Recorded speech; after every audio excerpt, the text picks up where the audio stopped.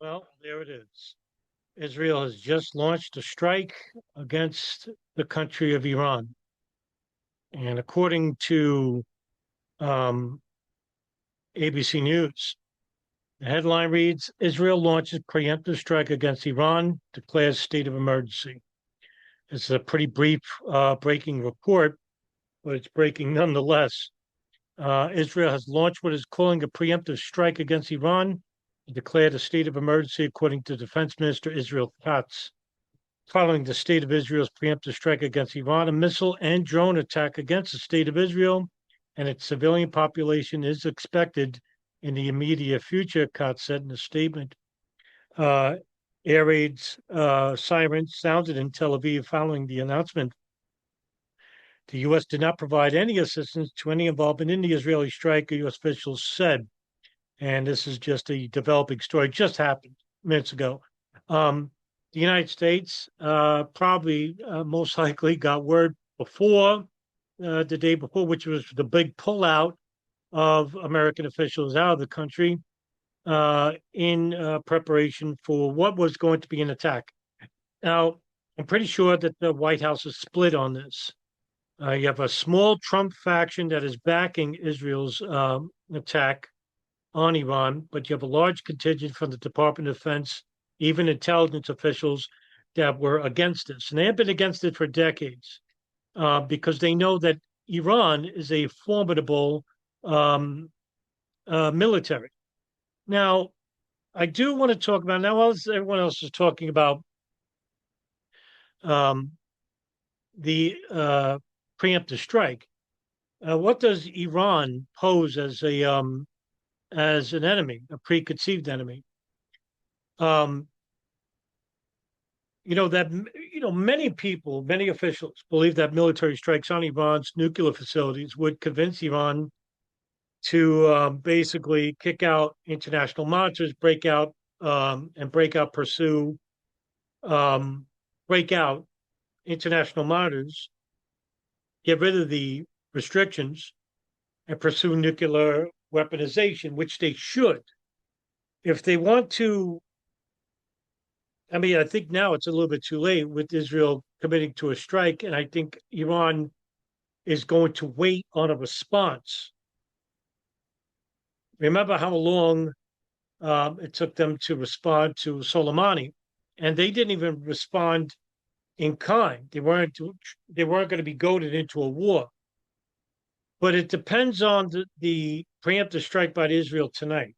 If it's just a one-off, I predict that Iran's not going to respond.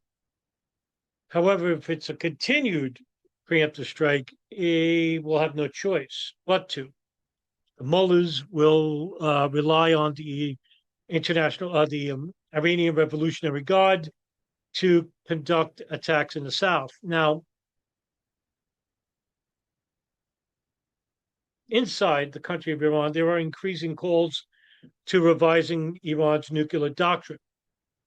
But the supreme leader, Khomeini, has maintained a position expressly prohibiting the facilitation of nuclear weapons. Um, Now, Iran has a significant military capability. It's a nation of 90 million people. It's nearly I think it's like 3 or 4 times the size of Iraq, and has prepared for a possible military confrontation with the United States going back to the 70s. This includes planning to inflict significant casualties through um, asymmetric warfare. Iran has the largest, I believe, the largest missile stockpile in the Middle East, which has been deployed against U.S. bases, Saudi oil facilities, and Israeli military bases in recent years. When Israel and Iran would trade, they would have a one-off each other. Also, unlike Iraq and Afghanistan and Libya, Iran could also seek to target U.S. ships through the Strait of Hormuz and restrict the flow of oil through the strait, which is a choke point for global energy flows. And if the United States, along with Israel, started war with Iran by bombing its nuclear facilities. Iran could basically, in effect, unleash its capabilities against U.S. forces and interests while it rebuilds its nuclear program. Now, the International Atomic Agency has written their reports in the past regarding Iran passing their tests upon enriching uranium. And to me, I think it's national suicide that Iran has not, that we know of, has not built a nuclear weapon. And this is the reason why the United States has easily destroyed the Middle Eastern countries of, Libya, even though it was indirectly, Syria, which is now led by a terrorist, Abu Muhammad al-Jilani, and Afghanistan and Iraq. Now, I believe that in the next couple of hours will be key. If this is basically just Israel's only response, I don't think Iran's going to return the favor. And this will anger a lot of Khomeini's powerful allies in the country, calling for maybe the ouster of the president. But Khomeini and the supreme leader will basically back the presidency because one thing you need is unity in terms of warfare. Just ask Netanyahu. The reason why he's always in a constant state of war is because he's still facing 3 charges of corruption in the military, in the courts. And during war, it's not feasible to change leadership because you'll change strategy and the war could backfire on you. I think Iran basically will not respond unless there's a consistency in the attacks with Israel. And like I said before, with the United States, it's basically for them to watch and wait. The only time I could see the United States intervening is a false flag type of terrorism event that will be blamed on Iran and Lebanon, and that will engage the United States to engage in World War III, basically.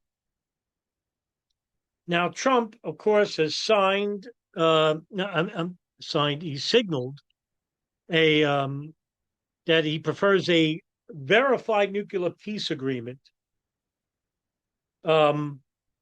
But he's appealed this to the supreme leader for negotiations. And this is, of course, the right instinct for all the reasons outlined in this video. And, at least Trump has stated that the alternative to a negotiated settlement, which would be impossible, and has acknowledged that there are competing camps inside Iran that disagree on whether Iran should pursue weaponization.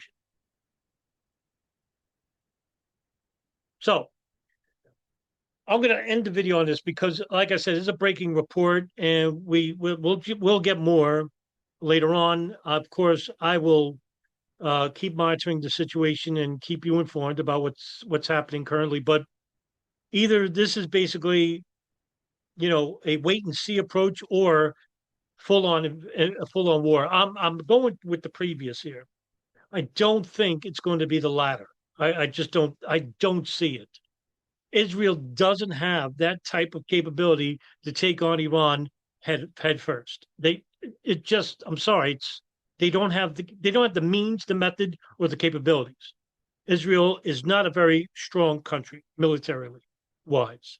That's why they engage in espionage, in trickery, and in mystery, is because they're not a physically capable country. So, all right, that's the end of the video. And like I said, if there's any more breaking reports, you'll get it here first.